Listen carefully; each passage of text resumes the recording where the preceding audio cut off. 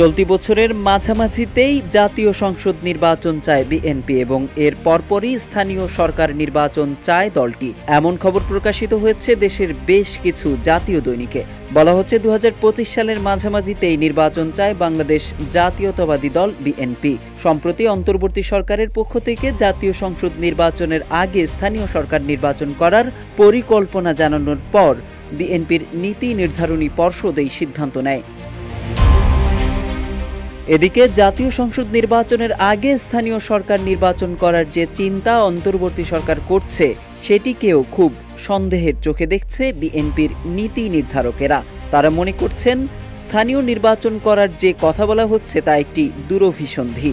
সংসদ নির্বাচন প্রলম্বিত করার চেষ্টার দূরভিসন্ধি থেকে এটি করা হচ্ছে। বিএনপি মনে করে সরকারের ভেতর থেকে একটি অংশ নির্বাচন বিলম্বিত করার চেষ্টা করছে, তাই আগে ভাগেই নির্বাচনের ক্ষেত্র প্রস্তুত করতে মাঠের কর্মসূচিতে নামার চিন্তা করছেন বিএনপির নীতি নির্ধারকেরা। শিগগিরই এ বিষয়ে দলের অবস্থান পরিষ্কার করা হতে পারে বলে জানানো হয়েছে। কেউ না বুঝলেও আমরা আপনার প্রয়োজন বুঝি, আর তাই তো অত্যাধুনিক ফিচার সম্বলিত বিভিন্ন সাইজ আর কালারের ২৫০টিরও বেশি ডিজাইন অপশন নিয়ে ওয়ালটন স্মার্ট ফ্রিজ বোঝে আপনার প্রয়োজন।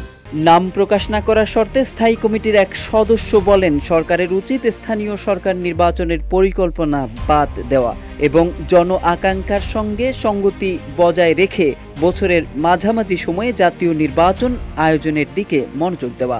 জানা গেছে, স্থায়ী কমিটি নিত্য প্রয়োজনীয় পণ্যে ভ্যাট, ট্যাক্স এবং গ্যাসের দাম বাড়ানোর বিষয়ে আলোচনা করে।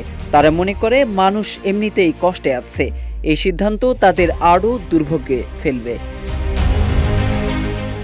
বিএনপির স্থায়ী কমিটির বৈঠকে লন্ডনে চিকিৎসারত বেগম জিয়ার সম্পর্কেও আলোচনা হয়।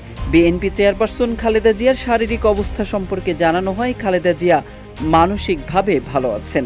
বিএনপির ভারপ্রাপ্ত চেয়ারম্যান তারেক রহমান ভার্চুয়ালি যুক্ত হয়ে বৈঠকে সভাপতিত্ব করেন।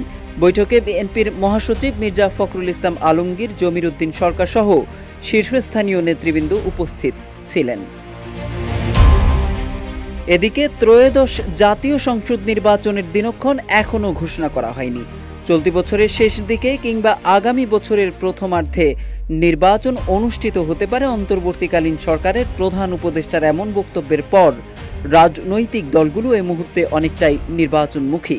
তবে বিএনপির সমমনা রাজনৈতিক দলগুলো চলতি বছরের মধ্যেই নির্বাচনের দাবি জানিয়ে আসছে। আগামী জাতীয় নির্বাচনকে সামনে রেখে দলগুলোর শীর্ষ নেতারা নিজ নিজ এলাকায় গণসংযোগ শুরু করেছেন।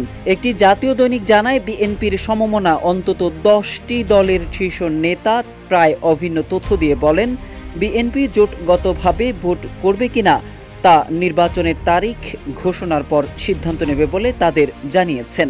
পাশাপাশি দ্রুত নির্বাচনের দাবিতেও রাজধানীতে বিভিন্ন কর্মসূচি পালনের সিদ্ধান্ত হয়েছে।